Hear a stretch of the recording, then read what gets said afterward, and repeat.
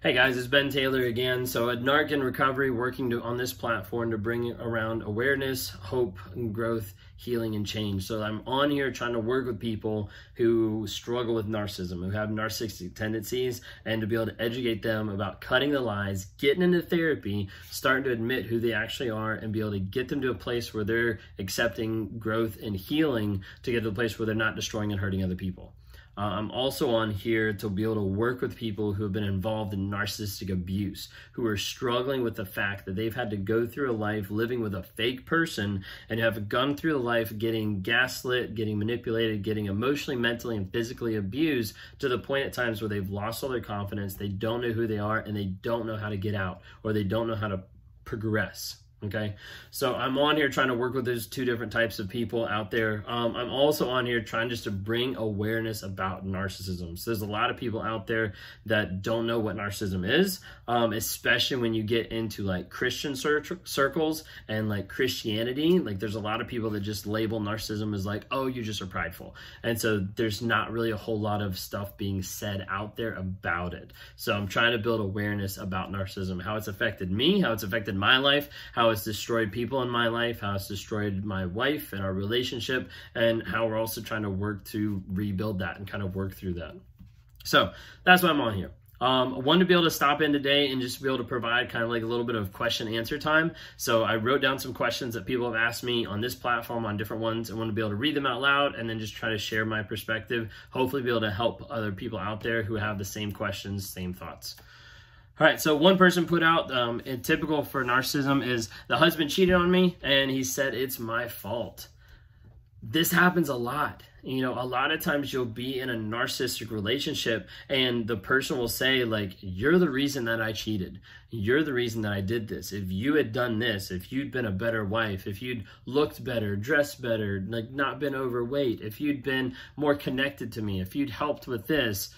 I'm not trying to trigger anybody here, but a lot of times narcissists will put it back on the other person and say, I wouldn't have cheated except it was your fault.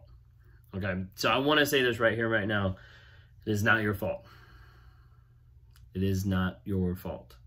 It is not your fault for what the narcissist chose to do. It is not your fault for what the spouse chose to do. It is not your fault for boyfriend, girlfriend, fiance, whatever. It's not your fault for the choices that they made. You did not stand there with a gun to their head saying, hey, go cheat on me. Go have sex with this person. Go start a relationship with this person. Okay? It is not your fault. But the narcissist is going to twist, is going to gaslight, and is going to manipulate so that you think it's your fault. Understand this loud and clear. It is not your fault. They are in charge of their decisions. They are in charge of what they are doing. They are in charge of hurting you and of making that mental choice of I'm going to leave and I'm going to be unfaithful and I'm going to go be with another person. That is their choice. You're not in charge of their decisions. They will try to make you think that. They will try to manipulate you to feel that way, but it is a lie and it is not true. Another person said, how do we communicate with a narc to show how we feel? Really tough question. Really tough because there's not a cut and dried answer with it. There'll be times that you'll want to communicate with a narcissist and you'll try to share your feelings and kind of bear all of what's going on, or this is how you made me feel, and the narc will rage. The narc will get really mad. The narc will shut down. The narc will walk away, like whatever, but they won't actually listen or connect with what you're actually feeling. A lot of times it's because they don't understand how to process that emotion. They don't know how to process your emotion, and they don't know how to process the possibility that you're feeling that way because of what they have done. That right there will cause a little bit of guilt and a little bit of shame. Big things that they want to avoid, because acknowledging those would have accountability and would have vulnerability. And those are two things that narcissists absolutely hate. And so when they feel that way, they're going to rage back. They're going to come back at you. They're going to just completely ignore you. They're going to walk away. They're going to leave and ghost you, like whatever it might be. They're typically not going to respond in a positive way. This can be really hard and really frustrating because then it doesn't seem like there's a lot of hope out there for a lot of people. The answer is there's not a lot of hope out there if the narcissist isn't willing to acknowledge and be open and honest. If they're not going to do that, there's not a whole lot of hope of being able to communicate with them. They don't care. They don't care about what you're feeling. They don't care about what you're going through. And as a result, they're not going to be able to connect with you on an emotional level of saying, hey, this is what has hurt me, or this is what has affected me. There's times out there that a narcissist can become self-aware or can start working through a couple things. And when they do, they got to do that with a lot of therapy and a lot of one-on-one time with different people to try to reparent their mind, to rewire their brain, to get to the place that they can actually acknowledge who other people are and be able to start having some type of feeling or emotion or acknowledgement of what the other person is going through. Unfortunately, there's not a cut and dried answer of do this, this, and this, and they'll understand. Typically, they won't. Okay.